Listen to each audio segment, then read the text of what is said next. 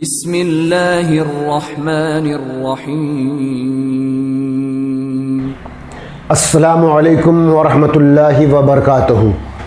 نحمدہ ونصلی علی رسولہ الکریم، اما بعد فاعوذ باللہ من الشیطان الرجیم، بسم اللہ الرحمن الرحیم۔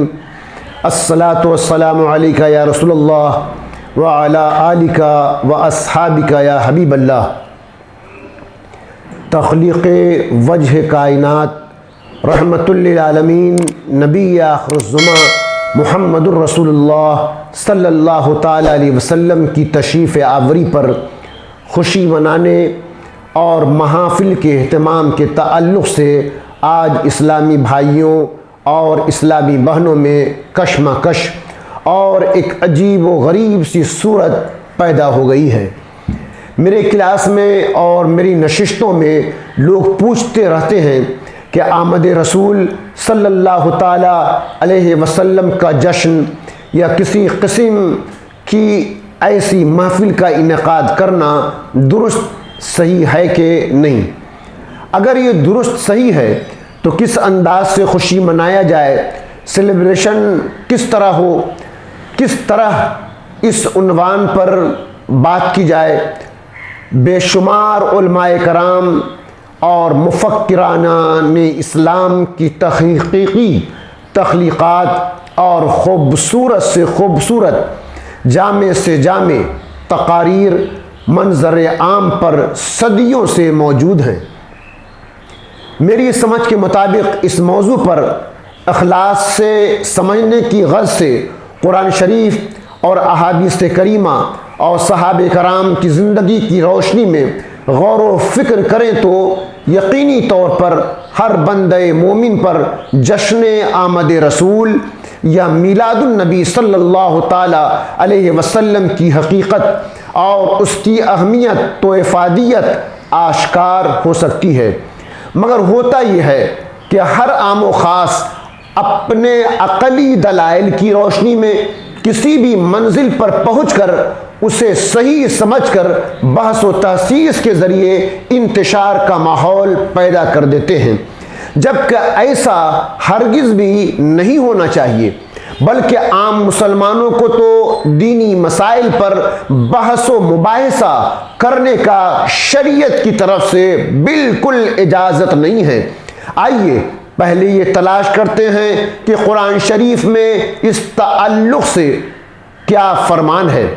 جشن ولادت رسول صلی اللہ تعالیٰ علیہ وسلم کے تعلق سے کیا عقیدہ اور عمل درست ہے اور شریعت کا کیا حکم ہے؟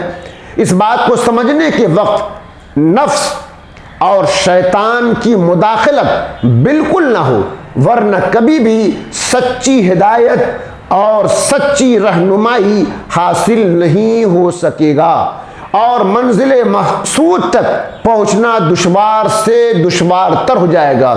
سب سے پہلے قرآن پڑھتے ہوئے اور اس پر غور کرتے وقت پوری توجہ اس بات پر ہو کہ یہ کلام اس وحدہ لا شریک کا ہے جو اپنے بندوں کو اپنے کلام کے ذریعے ہدایت دے رہا ہے اور اپنے حبیب آقا نامدار احمد مجتبی محمد عربی صلی اللہ تعالی علیہ وسلم کی ذات اقدس کو اور ان کے تمام اعمال مقدسہ کو بندوں کے لیے نمونہ عمل بنایا ہے۔ اس کے برخلاف نفسانی اور شیطانی وسوسوں میں آ کر کوئی بات ایسی نہ سمجھ بیٹھے جو رب العزت کی مرضی اور اس کے فرمان کے خلاف ہو، پھر جس کی وجہ سے اللہ اور رسول کی شان میں گستاخی ہو جائے اور بندہ اپنے غرور یا کج فہمی میں رہ کر اپنے مختصر اور محدود علم کی بنا پر مستقل طور پر گناہ کبیرہ کا مرتکب ہوتے ہوئے کفر کی منزل پر پہنچ جائے۔ اسی سوچ و فکر کی تحریک نے مجھے اس موضوع پر قرآن و حدیث کی روشنی میں آپ خواتین و حضرات تک جشن آمد رسول صلی اللہ تعالی علیہ وسلم پر خوشی منانے کے تعلق سے کچھ باتیں پہنچانے کی سعادت حاصل ہو رہی ہے۔ عزیزان قوم و ملت، سب سے پہلے تو یہ جان لیں کہ جس کا جشن ولادت یا سالگرہ یا آمد کی خوشی منانے پر اعتراض یا اختلاف یا کنفیوژن کی منزل پر ہیں، ان کا رتبہ، ان کا مقام، ان کا درجہ کس قدر بلند و بالا ہے۔ ان کی شان و عظمت یہ ہے کہ وہ اس مقام سے دیتے ہیں دعوت جلوہ، وہ اس مقام سے دیتے ہیں دعوت جلوہ کہ جہاں بشر کو مجال نظر نہیں ہوتی۔ قرآن شریف کے 3 پارہ کی ابتدائی آیت میں فرمایا وَرَفَعَ بَعْضُهُمْ دَرَجَاتٍ کہ یہ وہ رسول ہیں جن کو درج و بلند فرمایا۔ کتنا اور کس حد تک بلند فرمایا اس کا ذکر نہیں فرمایا۔ سورہ علم نشرح میں وَرَفَعْنَا لَكَ ذکرک کے ذریعے یہ ظاہر فرما دیا کہ آپ کا ذکر سب سے بلند اور عرفہ اور اعلیٰ ہے، مگر یہاں بھی حد کا اظہار نہیں فرمایا۔ اس سے معلوم ہوتا ہے کہ اللہ تعالیٰ نے اپنی خلقت میں سرکار ابد قرار احمد مختار مدنی تاجدار صلی اللہ تعالیٰ علیہ وسلم سے افضل و اعلیٰ برتر و بالا کسی اور کو نہیں بنایا۔ یعنی قدرت الہی کی تمام نعمتوں میں سب سے اعلیٰ ترین نعمت ذات مصطفیٰ صلی اللہ تعالی علیہ وسلم ہی ہے۔ قرآن و حدیث کی روشنی میں آپ صلی اللہ تعالی علیہ وسلم کی ذات وہ ذات ہے جہاں بڑے بڑے نبی اور رسول بھی آپ کے درجے کمال کو نہیں پہنچ سکے، اور آپ کی عظمت کا سچے دل سے اقرار کیے بغیر ایمان بھی کامل نہیں ہوتا۔ آپ صلی اللہ تعالی علیہ وسلم کی ذات مبارکہ کو اللہ تعالی نے اپنی وحدانیت اور احدیت کا شاہد اور دلیل قرار دیا۔ پارہ 6 سورہ نساء آیت نمبر 175 میں ارشاد فرمایا یا ایھا الناس قد جاءکم برہان من ربکم وانزلنا الیکم نورا مبینا، اے لوگو بے شک تمہارے پاس اللہ کی طرف سے واضح دلیل آئی۔ یہاں واضح دلیل سے مراد سید عالم نور مجسم صلی اللہ تعالی علیہ وسلم کی ذات گرامی ہے۔ معجزات شاہد ہیں۔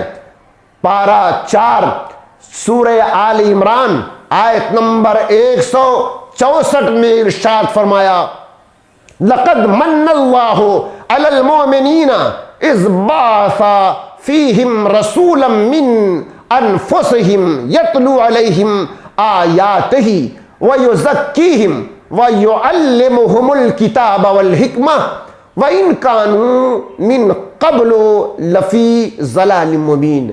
بے شک اللہ کا بڑا احسان ہوا مسلمانوں پر کہ انہی میں سے ایک رسول بھیجا جو ان پر اس کی آیتیں پڑھتا ہے اور انہیں پاک کرتا ہے، انہیں کتاب و حکمت سکھاتا ہے، اور لوگ ضرور اس سے پہلے کھلی گمراہی میں تھے۔